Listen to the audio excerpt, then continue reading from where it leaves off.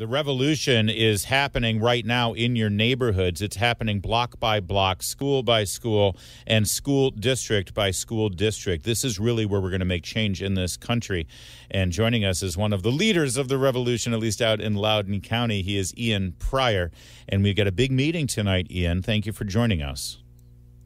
Thanks for having me. Yeah, we do have a big meeting. Last one before the summer break. Well, and the Democrats certainly realize that I shouldn't even say Democrats because it's supposed to be a nonpartisan position, the school board, but it is the Democratic Party of Loudoun County who publicly is rallying support and trying to get people, bus people, it appears pay people to get out to the meeting tonight. Is there anything that y'all can do to sort of make sure that the people who are speaking are actually the taxpayers and parents out there in Loudoun County?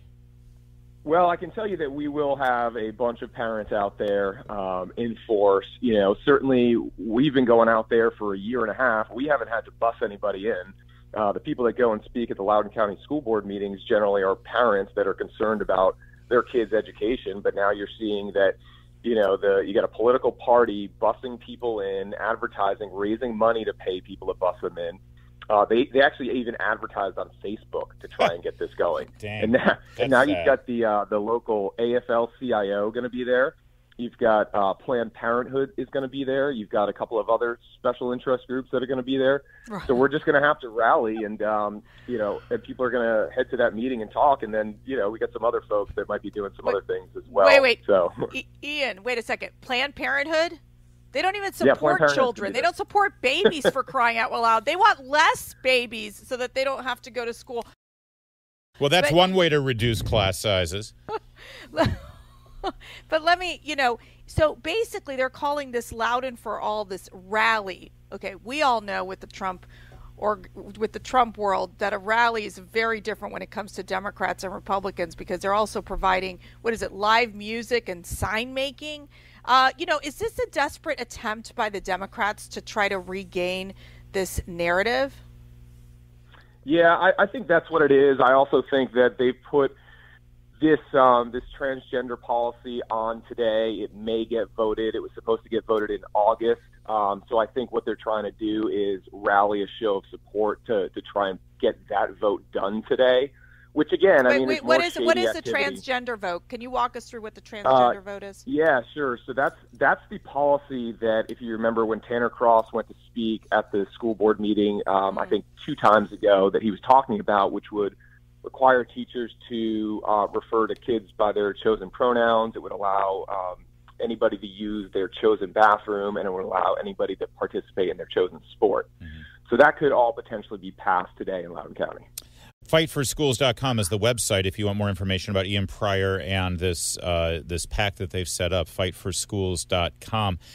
And, this has become I remember when you first came on, Ian, and you started talking about this and decided to form a PAC, I told you, I remember I fired the audio. I said, this is going to be a national movement. It may be starting in Loudoun, but this will be national. And we saw it this weekend, Meet the Press. Listen to Chuck Todd addressing the critical race theory issue in our curriculum. Let's take this so-called controversy over critical race theory. And I say so-called controversy because it's a creation out of it's sort of a faux controversy that's being ginned up. I guess it just gets attention. Wow, that's a lot of journalisming there, Ian, but I'd love for you to respond to that. There's Chuck Todd saying that this whole thing is fake.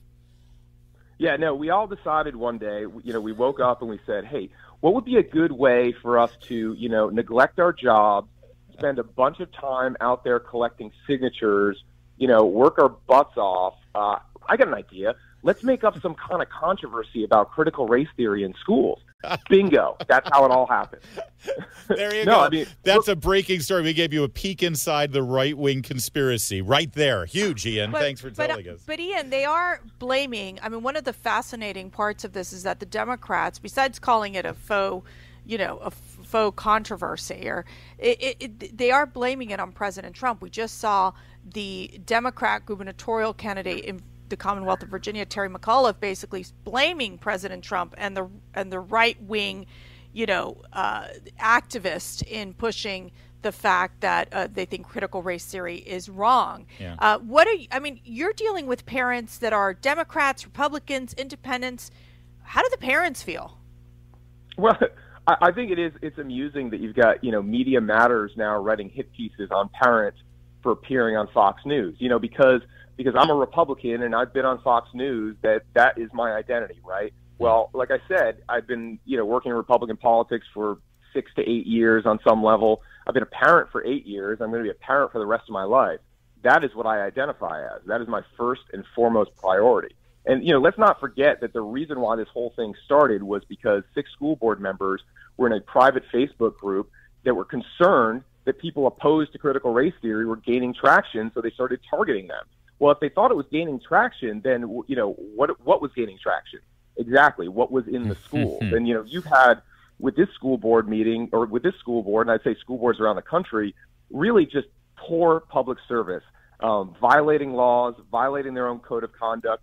Just yesterday, we announced that there was actually a second private Facebook group that included 7 school board members that was discussing policies related to opening and closing schools. I mean, this is crazy. Yeah. You have public officials discussing public matters in private groups that are limited based on the viewpoint of, who wants to get in or who is in and gets kicked out. It is. It is absolutely absurd.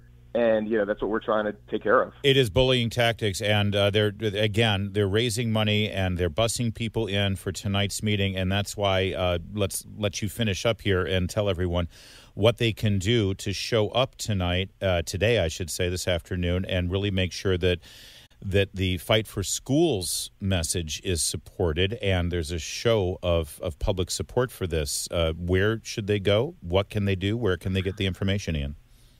They should go to the school board meeting, which is at the Loudoun County Schools Administration Building. That's 21,000 Education Court in Ashburn, Virginia.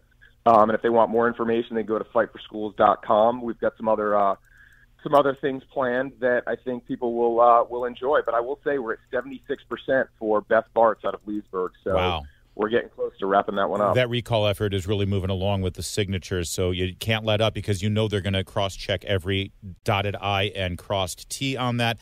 They'll find any, but unlike what they did in the election last year, they're going to make sure that anyone who signed that is absolutely qualified and eligible to sign it. So make sure you overshoot the needed numbers, Ian. And one last thing, it sounded like you were concerned that with this whole show of force and the rallying of forces for the liberals on the board and the Democrats, that you might be concerned that there may be other activities. Did I hear you right that you're worried about some of the people who are coming out? Yeah, certainly. I mean, whenever you get this amount of people coming out on both sides, there's always a concern that there'll be, some kind of antagonization and reaction. So I would say for people that go out there, make sure keep your cool, don't engage in the civil discourse that we've been provided by going out and speaking to the school board, and then just make your statement and then leave. Don't engage with folks. Don't let anybody get under your skin. It's important that we maintain a peaceful composure here, and our message is one of parents. That's so right. Just always remember that. Yeah, and children. And children. Yeah, and I hope Sheriff Mike Chapman is prepared for that as well. I'm sure he will be. He always is. And boy, for a fake controversy, they're really rallying the forces, aren't they? Ian Pryor. They sure are. Great talking with you. Fightforschools.com. Have fun today, Ian. Thank you for what you do. Thank you very much.